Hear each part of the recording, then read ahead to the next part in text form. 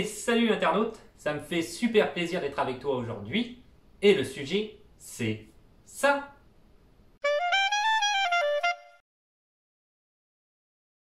Alors aujourd'hui, une petite vidéo sur le site du gouvernement par rapport aux conditions sanitaires qui sont émises ici. C'est un site qu'ils ont mis en place il n'y a pas longtemps, que je trouve super pratique parce que ça permet clairement d'aller regrouper toutes les informations que le gouvernement peut dispenser par rapport aux conditions sanitaires.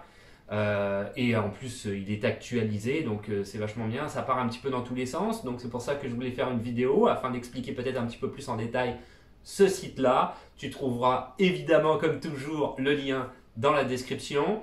C'est aussi un site internet que je trouvais intéressant par rapport à l'immigration, parce que si jamais tu viens de t'installer ici au Canada, eh ben, tu vas pouvoir prendre connaissance assez rapidement de toutes les conditions sanitaires qu'il y a à l'heure actuelle au Québec. Et Dieu sait que ça bouge et ça change un petit peu dans tous les sens, hein. On va être honnête là-dessus, hein. Et tu as le droit d'aller dans tel endroit et pas dans tel autre. Dans tel endroit est fermé, tel autre est ouvert mais partiellement. Ça devient très compliqué de s'y retrouver. Donc ce site-là va te permettre d'un petit peu d'aller regarder qu'est-ce qui se passe exactement. Et également aussi, si tu décides de venir immigrer dans très peu de temps, pourquoi pas aller jeter un œil, comme ça d'avance tu vas pouvoir voir qu'est-ce que tu peux faire, qu'est-ce que tu peux pas faire. Et je trouve ça super cool et super intéressant. Donc je vais parler de ce site internet là, le site gouvernemental sur les conditions sanitaires en vigueur en ce moment. Et on commence tout de suite.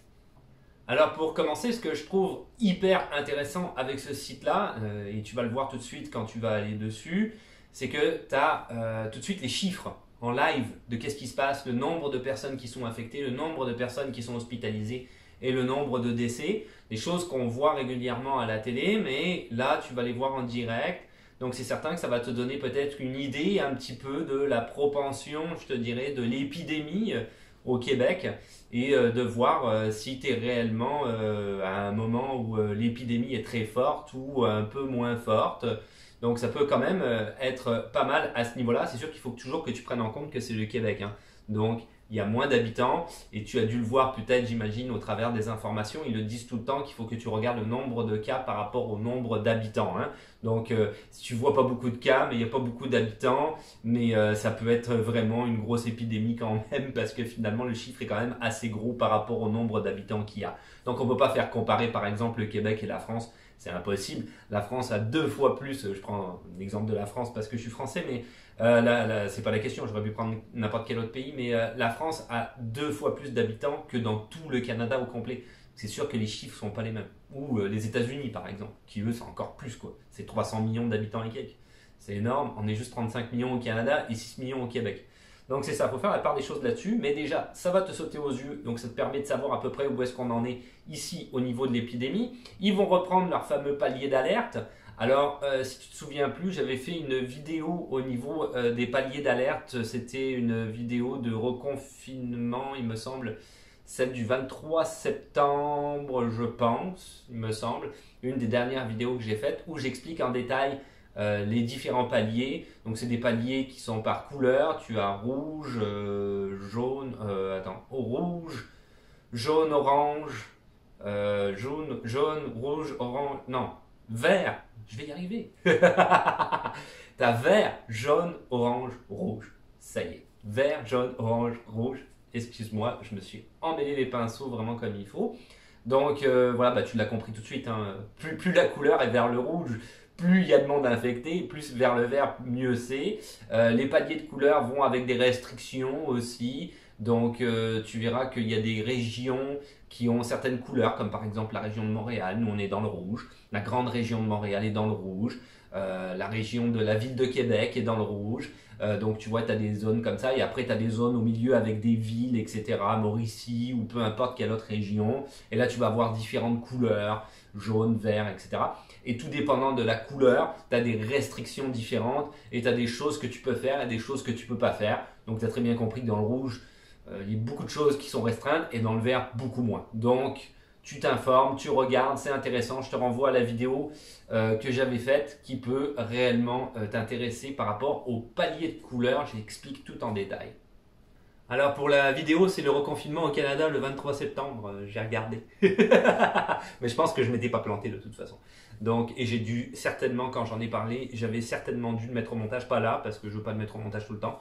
Donc je te renvoie à cette vidéo-là pour les paliers. Alors sur ce site internet-là, tu vas trouver plein d'affaires super intéressantes, notamment des outils, ça j'ai vraiment bien aimé, tu cliques, c'est hyper rapide, c'est vraiment bien comment c'est fait, c'est intuitif un petit peu comme site internet je te dirais, et c'est rare hein, de la part du gouvernement d'être à fond dans l'outil informatique, la plupart du temps ils peinent honnêtement, mais là c'est pas mal. Donc tu vas voir ce qu'on appelle un outil d'auto-évaluation des symptômes. Donc ça c'est vachement bien, tu peux aller dessus, j'ai essayé, je ne suis pas allé jusqu'au bout parce que je suis pas malade, mais tu peux vraiment aller assez loin et il te donne tous les symptômes, ce que tu as comme symptômes, etc. Et tu peux t'auto-évaluer à savoir si réellement c'est dans la merde, hein, on va dire ce qui est, ou si tu as juste le rhume ou la grippe. Donc c'est quand même relativement bien. Plus loin que ça, tu peux même prendre carrément des rendez-vous pour des tests de dépistage, tout dépendant de la région où tu te situes, directement à partir du site internet. Donc ça c'est vraiment cool. Ça enlève beaucoup d'anxiété aussi au niveau des symptômes, ce que je trouvais quand même très très bien. Tu vas également avoir, c'est écrit nouveautés, tu verras, mais tu as également les dernières directives gouvernementales. Par exemple, en ce moment, on en parle tout le temps ici à la télé. C'est sûr que si tu n'habites pas au Québec, tu n'es pas au courant, mais ils parlent beaucoup du temps des fêtes. Donc ça va être quoi? Qu'est-ce qui se passe au niveau du temps des fêtes? Si tu veux le savoir, on va avoir le droit de se rassembler à Noël, 10 personnes maximum, de foyers différents naturellement, mais donc par exemple les parents, etc. Mais il faut respecter la distance de 2 mètres à l'intérieur. Ça va être un peu bizarre. Et on n'a pas le droit au Nouvel An. Ça a été décidé à Noël, d'accord, mais pas le Nouvel An. Le Nouvel An, non. En gros, ils ont coupé la poire en deux, donc ça va être comme ça. L'école, ils ont décidé aussi de la fermer à partir du 17 décembre. C'est à peu près une semaine plus tôt que les vacances de Noël ici au Québec. D'accord? On a le droit à 2 semaines de vacances, en tout cas les enfants ont le droit à 2 semaines de vacances pour les vacances de Noël. Je te renvoie à une vidéo que j'avais fait sur les vacances, si ça t'intéresse. J'ai expliqué tout en détail encore une fois. J'ai plein de vidéos en fait. C'est pour ça que je parle souvent des vidéos. J'ai plein de vidéos sur la chaîne. Des plus vieilles. Ok, c'est peut-être un petit peu has-been. Et t'en as des plus récentes. Mais il y a vraiment plein de sujets. J'ai été regardé la dernière fois. J'ai genre 200 vidéos. Je sais pas combien j'en ai, mais j'en ai beaucoup. Presque 200 peut-être, je sais pas. Mais bref, ouais, c'est ça. Donc les enfants à partir du 17 décembre, une semaine plus tôt. Bon, ils vont être à ce moment-là, ils vont continuer à faire l'école en ligne pour la dernière semaine avant les vacances de Noël. Et l'école secondaire, eux, ils vont aussi être à partir du 17 décembre, mais ils vont reprendre que le 10 janvier, donc une semaine plus tard, je pense à peu près, ça donne à peu près une semaine, ils vont avoir 4 semaines. C'est une manière pour le gouvernement de ralentir un petit peu l'épidémie parce que faut pas se leurrer, il faut dire ce qui est quand même, l'épidémie est bien rentrée dans les écoles, il y a pas mal de cas dans les écoles à l'heure actuelle au Québec. Nous, notre école est quand même pas mal épargnée. On a eu quelques cas, mais pas tant que ça. Et ça a bien été. Les gens ont respecté, je te dirais, de manière générale. Ils ont vu qu'ils avaient des symptômes, ils se sont tout de suite isolés. Donc, dans l'école où va mon fils, on est quand même plus serein, je te dirais, même si les parents, j'en avais parlé dans les vidéos précédentes, ils respectent pas grand-chose. Mais en dehors de ça, c'est quand même pas si mal, je te dirais, on s'en sort bien. Mais il y a beaucoup d'écoles où c'est l'hécatombe. Il y a des écoles qui ont dû fermer pendant 2 ou 3 semaines, le temps de nettoyer, désinfecter, etc. parce qu'il y avait trop de cas. Donc là, ils ont décidé de ne pas fermer les écoles parce qu'une école, on sait ce que c'est un petit peu un système de garderie. Quand tu veux aller travailler ou même si tu fais du télétravail à la maison, tu n'as pas les enfants dans les pattes et voilà, ils sont à l'école, plus que le support éducatif, on s'entend. Mais voilà, coupe la poire en deux, on ferme ça un peu avant, on essaye de ralentir quand même la propagation du virus et de l'épidémie en faisant ça. Donc, tout ça pour dire que sur le site web, tu vas trouver des infos sur les dernières directives gouvernementales, dont celle dont je viens de parler, qui est très très récente. Et tu vas trouver vraiment tout dans le détail, vraiment plein de choses, comme ici, je te prends un exemple parmi tant d'autres, mais on a ce qu'ils appellent l'opération Nez Rouge. Ça c'est au Nouvel An et à Noël, les gens qui ont beaucoup bu peuvent se faire raccompagner chez eux sans prendre de volant par des gens qui sont bénévoles. Bon, ça ils l'ont interdit. Il n'y aura pas d'opération Nez Rouge cette année parce qu'il y a trop de promiscuité dans la voiture, on est trop proches les uns des autres. transmission du virus, etc. Tu l'auras compris. Voilà, c'est vraiment tout dans le détail, comment ça se passe dans les centres commerciaux. Il y a des flèches à terre, donc c'est quoi que tu suis, la distance, etc. Tu as vraiment tout dans les détails, c'est vraiment bien fait. Donc tu peux aller regarder réellement toutes les conditions sanitaires du gouvernement, région par région, qu'est-ce que tu as le droit de faire, qu'est-ce que tu n'as pas le droit de faire. Donc c'est quand même très bien. Bon, maintenant, je vais survoler pour terminer la vidéo. C'est une petite vidéo, c'est quand même une vidéo assez rapide, mais je la trouve vraiment cool. Pas la vidéo, oui, la vidéo, je la trouve cool aussi, mais le site internet, je le trouve cool. Je pense que c'est un outil qui est quand même assez formidable. Comme je le disais tout à l'heure, si jamais tu viens d'arriver au Canada ou si tu veux immigrer ici dans pas longtemps.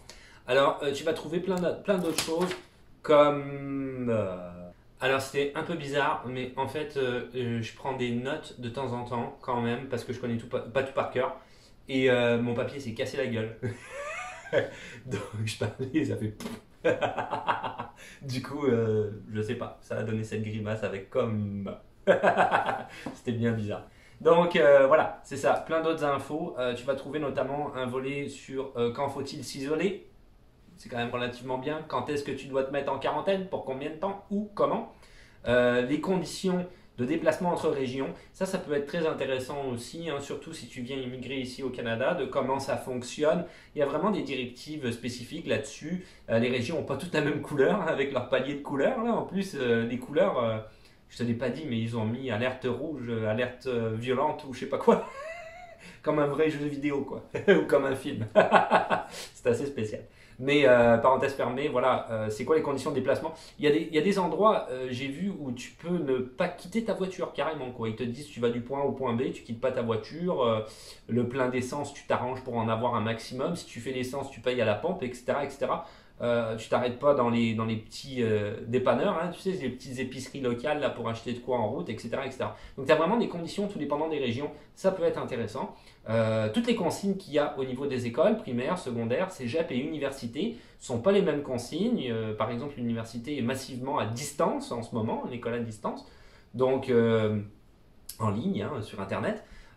Donc tu as vraiment toutes les démarches à suivre. Il faut te dire que pour les écoles primaires et secondaires, c'est pas mal les écoles, quand ton enfant va être inscrit, qui vont te dire c'est quoi les directives. En fait, eux, ils t'envoient, moi mon fils est dans une école primaire, donc je peux te dire comment ça fonctionne. Ils t'envoient directement par email, une fois que ton enfant est inscrit à l'école, un petit papier, etc., avec toutes les consignes gouvernementales. Mais tu peux quand même aussi aller les voir sur le site internet si tu veux regarder d'avance. Il va y avoir aussi une possibilité de soutien aux personnes, donc les personnes âgées, les personnes hospitalisées, les personnes en CHSLD. J'en ai parlé il n'y a pas longtemps aussi, hein. Donc ça c'est quand même une situation d'isolement pour ces gens-là. Donc on peut essayer de les soutenir de la manière qu'on peut. Je sais qu'il y a du bénévolat qui est proposé, notamment sur le site internet.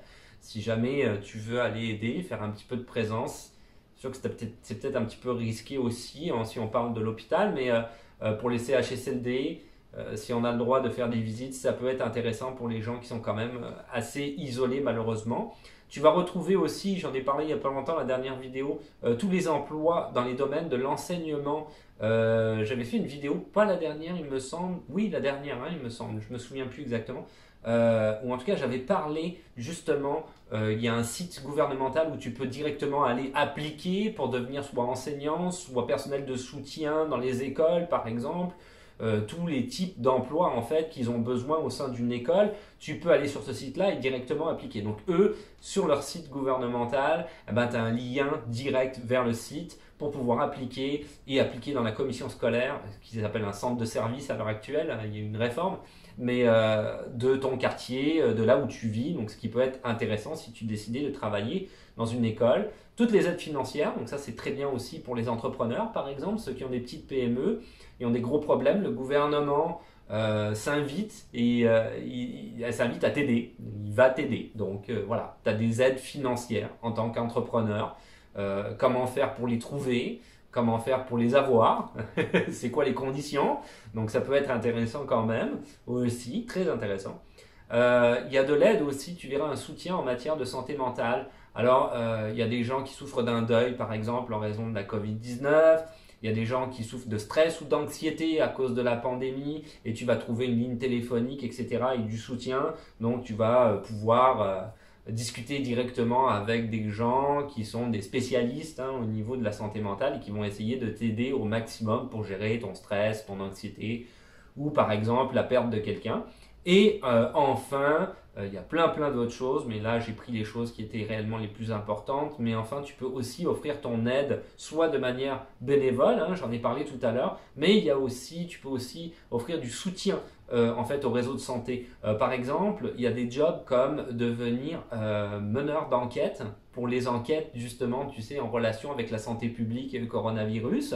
Donc pas Sherlock Holmes, hein, plus une enquête médicale. Donc un tel a été infecté, voilà, qui est-ce qu'il a vu pendant ce temps-là, etc., etc. Donc un petit peu faire un arbre comme ça d'infection par rapport à une personne qui aurait eu le coronavirus. Tu peux aussi participer en fait aux tests de dépistage. Ils ont besoin de gens pour ça. Donc je ne sais pas c'est quoi que tu vas faire là-dedans, mais il y a des emplois qui sont possibles au niveau des tests de dépistage. Évidemment, préposés aux bénéficiaires. J'en ai parlé également dans une vidéo précédente. J'ai fait une vidéo entièrement là-dessus. Je te renvoie à cette vidéo-là. Ils ont besoin de préposés aux bénéficiaires. Il y a une formation qui est donnée par le gouvernement en ce moment et tu es rémunéré pendant la formation. Donc je te renvoie à cette vidéo que j'avais faite si tu es intéressé. C'est des jobs qui sont très difficiles, hein, ceci étant dit. Et voilà, c'est quand même pas des conditions évidentes, il faut dire ce qui est. Tu peux aussi donner du sang. Ça peut être intéressant donc de donner du sang. Voilà, surtout dans les conditions actuelles, on le voit avec des hospitalisations qui sont en augmentation. Voilà, j'ai fait à peu près le tour en fait du site web, hyper intéressant. Si tu as l'intention de venir dans peu de temps, comme je le disais tout à l'heure, ou si tu viens de t'installer ici, tu peux aller faire un tour, tu vas avoir toutes les infos par rapport aux conditions sanitaires et par rapport à ce que tu as le droit de faire et pas le droit de faire. Ça peut être intéressant de le savoir parce qu'il ne faut pas oublier que la police, elle verbalise. Hein. Donc si jamais par exemple tu n'as pas ton masque à un endroit où il faudrait que tu l'aies ou vous êtes trop nombreux dehors, vous vous baladez à 25 parce que vous êtes une grosse famille, ça peut être, ou tu as beaucoup d'amis, ça peut être un problème. Donc fais attention. Ça pourrait te donner des infos justement pour pas tomber dans ce piège-là. J'ai un peu exagéré, mais t'as compris l'idée. Et voilà, c'est tout pour aujourd'hui. Donc c'était cette vidéo sur le fameux site web, site gouvernemental du Québec, et pas du Canada, du Québec, pour savoir exactement ce qui se passe ici au niveau des conditions sanitaires, ce qui pourrait être très intéressant. Au niveau de la pandémie, eh ben, c'est sûr que tu as dû en entendre parler un petit peu partout. On parle uniquement de la vaccination hein, en ce moment. Ça fait la une des manchettes partout. On va se faire vacciner a priori dans pas longtemps. C'est une très bonne nouvelle. Très honnêtement, c'est une très bonne nouvelle. Moi, je trouve ça super cool. C'est une très bonne nouvelle. Ici, les gens, je pense que la majorité des Canadiens vont se faire vacciner. Les Québécois, je ne suis pas sûr. Il y a beaucoup de gens qui sont réticents. Je ne parlerai pas parce que je ne connais pas les chiffres et je ne connais pas la propension de gens qui veulent se faire vacciner ou pas, donc je ne rentrerai pas dans cette polémique-là. Par contre, au niveau de l'immigration, ça c'est plus intéressant déjà, et c'est plus en rapport avec la chaîne, je te dirais. Au niveau de l'immigration, le Canada, Justin Trudeau, lui a dit tout de suite qu'il voulait absolument rebondir par rapport au fait qu'il n'y a pas eu beaucoup d'immigration en 2020 hein, à cause de la pandémie. Ils ont fermé les frontières, donc c'est sûr que ça immigre pas bien. Hein. Et tu le sais aussi, les dossiers c'est pénible, c'est lent, retard administratif, ça fonctionne pas.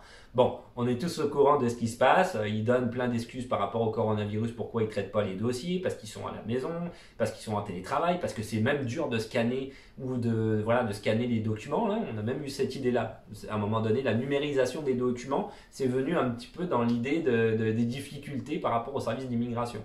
Va savoir pourquoi. Mais peu importe, à partir du moment où il y a vaccination de tout le monde, on se projette un peu dans le futur quand même, et que la pandémie est terminée par exemple, ils vont réouvrir les frontières, et le Canada, lui, est prêt à comme doubler ses chiffres en immigration. Il a dit qu'il voulait réellement rattraper le retard, donc plus de monde au Canada. Le Québec, parce que ici, tu le sais, c'est des provinces, c'est un territoire qui est fédéral, le Québec, bah, lui, c'est tout l'inverse. Donc, Monsieur Legault, lui a affirmé que de toute façon, son idée à la base, c'était de réduire les chiffres de l'immigration hein, avant la pandémie, et que ça tombait bien, et qu'il allait continuer dans cette directive-là, dans cette ligne directrice. Donc, de toute façon, il ne rattraperait pas le retard perdu, et que même, il baisserait peut-être même les chiffres de l'immigration pour 2021. Donc, voilà, on est un petit peu entre deux discours qui sont complètement opposés. Alors, on va voir dans les faits qu'est-ce qui va se passer. Au niveau du Canada, augmentation des chiffres, ça j'en suis persuadé parce que le Canada augmente en fait chaque année un petit peu plus ses chiffres et veut les augmenter de plus en plus. Donc là, je suis persuadé que ça va fonctionner. Diminution des chiffres au niveau du Québec, ça j'en suis pas certain parce que de toute façon, tu as le poids économique en arrière et il va pas avoir le choix à un moment donné d'avoir besoin de monde. Notamment, ça peut paraître bizarre comme ça, je vais terminer, là je parle beaucoup, mais notamment des gens qui ont peu de diplômes. Parce que lui, il a décidé, hein, je l'avais dit dans une autre vidéo, au niveau des qualifications professionnelles, tu sais, A, 0, A, B, etc. Il avait dit que tout ce qui était avec pas beaucoup de diplômes ou sans diplôme, voilà, au niveau de la grille de points, tu n'avais plus de points, etc., et que c'était plus compliqué. Mais en fait, vu que le taux du chômage ici est en augmentation quand même au niveau du Québec, il y a plein de gens qui ont perdu leur emploi à cause de la pandémie. Mais ces gens-là, il y en a plein, ils ne veulent pas pour autant aller être caissier ou caissière, qui sont des emplois très très bien. Moi, je suis passé par là, c'est pas du tout péjoratif, mais ces gens-là ne veulent pas. Ils préfèrent rester au chômage. Donc, il faut quand même qu'on remplisse cette case-là. Puis cette case-là, elle est en train de grandir, je te dirais, de plus en plus. Il manque énormément de monde dans ces professions-là. Donc, toutes ces professions-là. Et plusieurs professions, notamment l'entretien ménager d'ailleurs. Ils en ont parlé récemment, ils ont besoin de plein de monde dans l'entretien ménager. Donc les gars, ils restent au chômage et les cases, elles se remplissent pas. Donc on va avoir besoin d'immigration, hein, on s'entend quelque part, pour remplir ces cases-là. Donc après si t'as pas beaucoup de... Après, je veux dire, au niveau du situationnel, t'en as plein. Hein. Si tu décides, t'as pas beaucoup de diplômes, tu rentres là-dedans, tu vas faire tes études en attendant et tu veux travailler dans l'entretien ménager. Moi, j'ai fait ça, ça marche très bien. Si tu veux juste arriver ici, faire un petit emploi en attendant de te caser et puis de voir où est-ce que tu t'en vas, ça marche très bien. Donc, il y a plein de possibilités qui fait pourquoi tu passerais par la case petit emploi ou peut-être petit emploi, encore une fois, sans être péjoratif. Il y a des gens qui font leur carrière à fond là-dedans et c'est très bien aussi. Donc, de toute façon, voilà, si tu décides de travailler là-dedans, pas de souci non plus. Mais ils vont avoir besoin de gens parce qu'au Québec, il n'y en a pas beaucoup qui veulent travailler dans ces employeurs, notamment l'entretien ménager par exemple. C'est un exemple que j'avais. Donc, voilà, je vais terminer là-dessus. Super en conclusion, je me suis emporté, mais c'est un petit peu l'actualité qu'on a en ce moment et je me disais que ça pouvait t'intéresser. Donc, parce que ça, c'est juste des faits que je t'ai donnés. Il y a un petit peu de mon opinion, mais c'est juste des faits. Le Québec veut vraiment baisser ses chiffres et le Canada veut vraiment les augmenter. Ok ? Après, pour le reste, on va faire la conclusion. Pour le reste, si tu veux t'abonner, parce que c'est plus facile de savoir quand est-ce qu'une nouvelle vidéo va sortir, un petit pouce bleu, parce que ça fait toujours plaisir, des questions, des suggestions ou des commentaires dans les commentaires. Je n'ai pas beaucoup de temps en ce moment, j'ai vraiment pas beaucoup de temps en ce moment, donc beaucoup de mal à répondre, honnêtement. Beaucoup de mal à répondre, désolé. Je vais essayer de répondre en vidéo dorénavant. Peut-être un FAQ à un moment donné, ça pourrait se faire. Où est-ce que j'en étais? Questions, suggestions, commentaires. Le compte Instagram qui existe toujours et que j'actualise. Même chose, pas beaucoup de temps, mais j'essaye quand même. Donc voilà, une petite photo aujourd'hui peut-être. J'essaye d'être là, j'essaie d'être présent. Si j'ai des infos, je donne une vidéo très rapide sur Instagram pour tout de suite donner les infos en matière d'immigration. Pas de souci. Et qu'est-ce qu'on se dit? On se dit à la revoyure. Ciao, bye. Et aujourd'hui, on a eu la première neige, mais il est tombé ça de neige. Voilà. C'est tout. On attend notre première tempête maintenant. C'est ça le Québec.